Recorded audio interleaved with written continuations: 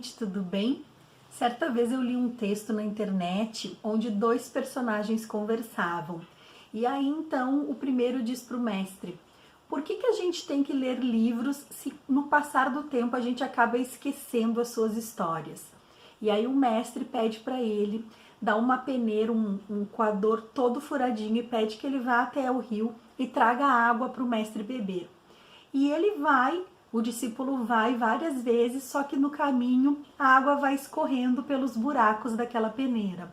Depois de muitas tentativas, ele chega até o mestre e diz que aquilo é impossível. Aí o mestre mostra para ele o objeto que está lustroso, que está bonito, porque a água foi limpando aquela peneira, foi tirando as impurezas, né?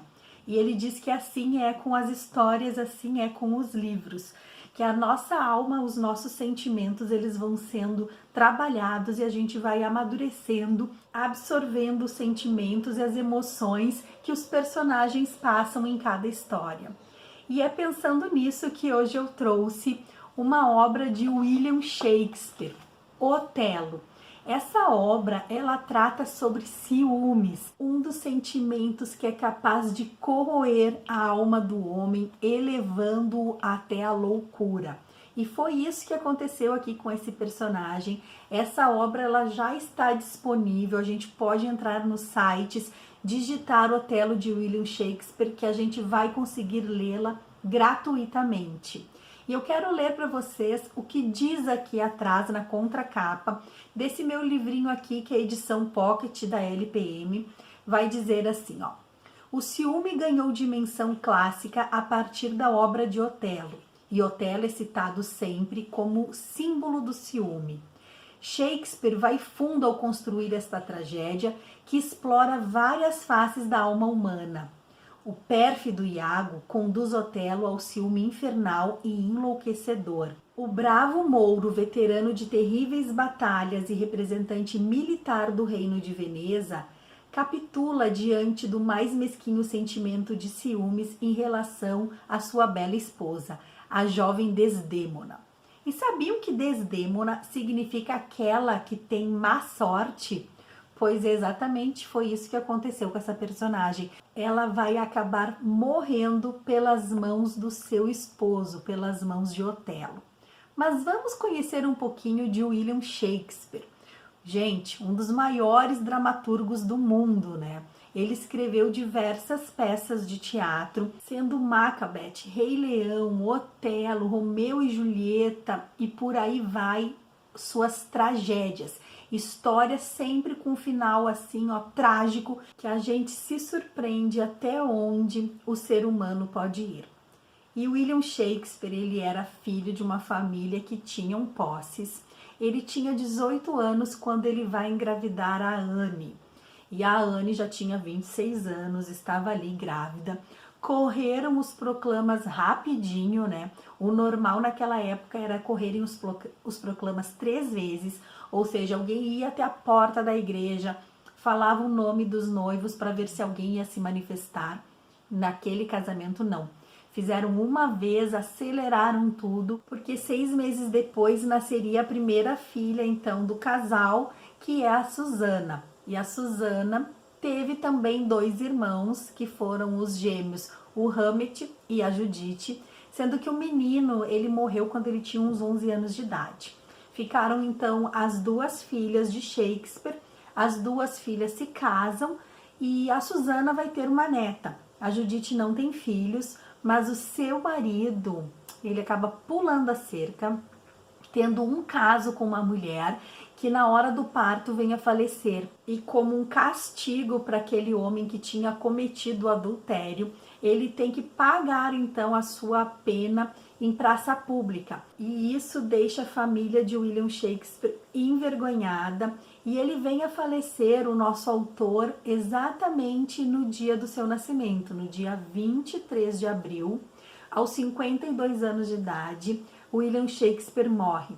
Só que um mês antes dele falecer, quando tinha acontecido tudo isso com o seu genro, né, de ter ali desflorado uma moça, né, ter tido um crime de adultério durante o casamento, Shakespeare fica muito revoltado e ele troca o seu testamento. Ele deixa a maior parte da sua propriedade, dos seus bens, para a filha Susana, e que ela possa então dar todo esse legado para o seu primeiro filho nascido do seu corpo. Ou seja, filhos do marido não teriam direito à herança. A gente sabe que a Susana vai ter ali uma filha, mas ela não vai ter descendentes, então toda a família de William Shakespeare termina ali naquela neta. Mas vamos agora à história de Otelo. Gente, ele era mouro. O que significa isso? Ele vinha do norte da África. Ele tinha uma descendência árabe e aquele povo nômade que mora no deserto do Saara, eles são chamados como povo berbere. Então, Otelo era um mouro que vinha dessa comunidade nômade do norte do deserto, com forte influência árabe, né, da sua cultura. E ele vai parar na Itália. E chegando lá na Itália, ele está ali trabalhando de uma forma militar. Ele conduz o exército, os soldados em diversas guerras. E ele é muito prestigiado ali por aquela cidade. Acontece que Otelo vai se apaixonar por Desdémona. E ela, por ser uma moça jovem, bonita, também de grandes posses, é um horror uma moça daquela sociedade estar envolvida com um funcionário militar que nem italiano era estrangeiro e era árabe, de uma outra religião, de outras culturas. O que acontece? Os dois se apaixonam e começam a ter um caso de forma escondida. Só que Iago era um homem que tinha muitos ciúmes de Otelo e das coisas que ele conseguia, tanto pela sua dedicação à área militar, como pela sua lealdade aos seus patrões, ao Estado em si. Então Iago, ele avisa o pai da Desdémona que ela está tendo um caso com um mouro. Imagina só a loucurada. O pai fica revoltadíssimo, quer a cabeça de Otelo, quer que eles se separem de qualquer jeito. Mas o casal de apaixonados faz ali as suas juras de amor, dizem que se amam e que querem constituir família, querem ficar juntos. Para não perder o militar, que era muito bom, que conduzia muito bem aquele exército, ganhava diversas guerras, então acabam aceitando o casamento de Otelo com Desdémona. Então mandam Otelo para uma guerra, para uma luta que vai acontecer na ilha de Chipre. Ele sai numa embarcação, só que a sua esposa vai em outra embarcação com alguns soldados de confiança de Otelo. E aí é que vai dar toda a armação. Porque a embarcação, eles vão pegar uma tempestade no mar do Mediterrâneo. Eles estão indo em direção à Turquia, né? Porque Chipre faz ali divisa ao sul da Turquia. E quando eles estão indo, eles vão pegar uma tempestade. O barco, a embarcação de Desdémona vai chegar antes na ilha de Chipre. E Otelo vai chegar dias depois, muito ansioso, muito preocupado com a sua esposa. Bom, Iago já vai começar a armar uma cama de ciúmes. Ele vai começar a insinuar que Desdémona tem um relacionamento, tem um caso amoroso com um soldado de Otelo. Ela vai dar de presente ao marido um lenço bordado que, por acaso, ela vai deixar cair. E aí, então, a sua serviçal, a sua dama de companhia, que é casada com Iago, encontra o lenço, né, e leva para casa para poder depois devolver para sua patroa. Acontece que Iago aproveita, pega aquele lenço, esconde no meio das coisas do soldado e vai lá, ó, no ouvido de Otelo dizer que a mulher está tendo um relacionamento, está sendo amante do soldado, traindo o Otelo. O mouro começa a se corroer de ciúmes, começa a ficar louco com aquela situação. Ele vai até os aposentos dos soldados, começa a revirar tudo, até que ele encontra o lenço. E movido por todo esse ciúmes, pelo ódio, pela raiva, tudo que vai assim enlouquecendo Otelo, ele vai até lá e mata a sua esposa, ele mata a Desdémona.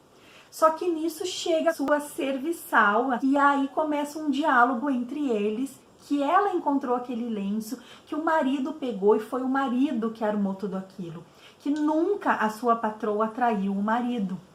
E aí Otelo começa a ficar enlouquecido porque acha que a mulher está falando mentiras quando Iago chega e presencia aquela cena.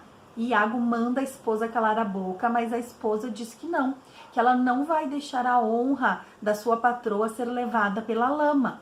Otelo, apavorado, porque já tinha matado a esposa, não sabe o que fazer, e Iago, para fazer a esposa calar a boca, dá uma punhalada na mulher. Quando Otelo vê que de fato foi tudo armação do Iago, que a esposa era inocente, ele mesmo se mata, cai com o corpo em cima dela, beijando o rosto de Desdémoda até também falecer.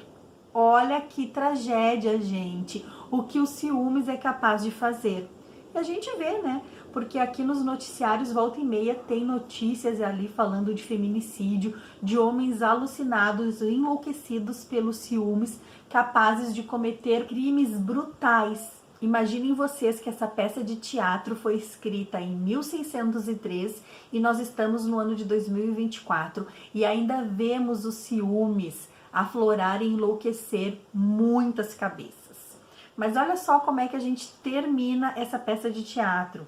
Vai dizer assim: Otelo diz para Desdémoda: beijei-te antes de te matar, nenhuma outra saída era possível, mas esta, me matando morro depois de te beijar. E aí então ele cai na cama perto de Desdémoda e fica com o rosto em cima do dela também beijando-a. Aí Cássio, que era o soldado, vai dizer assim: isso era o que eu temia, mas não imaginei que Otelo pudesse estar armado. Era um homem de grande coração. Mas os ciúmes, né, gente? Ele enlouquece todo mundo. E aí, então, pedem para o governador, né? Quanto a você, governador, compete-lhe punir esse vilão infernal, decidindo a hora, o local e a tortura. Faça com que a lei se cumpra. Estou embarcando imediatamente e ao Estado este pecado ato relatarei com coração não menos pesado. E aí termina a peça de teatro com todo mundo ali um final infeliz, porque Otelo fica sem a sua esposa, ele mata Desdémoda e se mata.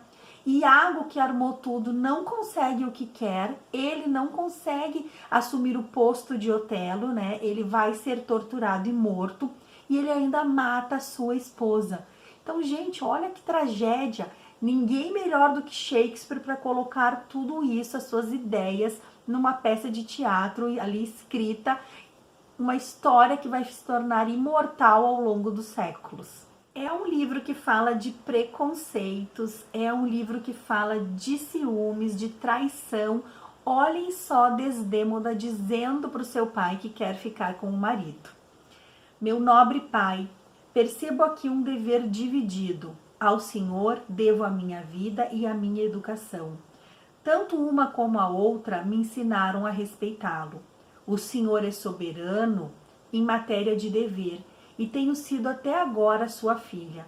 Mas eis aqui o meu marido, e tanta obediência quanto minha mãe mostrou ao Senhor, dando preferência ao Senhor e não ao seu próprio pai, assim venho eu requerer meu direito de professar minha obrigação com o mouro, meu amor e meu Senhor. Então a gente vai perceber uma sociedade diferente, machista, onde a mulher tinha deveres e de se submeter às ordens primeiro do pai e depois do seu esposo. Então, o livro é muito bom, porque ele vai trazer essas nuances de um outro tempo, de uma outra sociedade, com culturas e jeitos de olhar bem diferentes. Como é um livro que está disponível gratuitamente, até vou deixar aqui nos cards para vocês poderem acessar, eu acho que sempre vale a pena.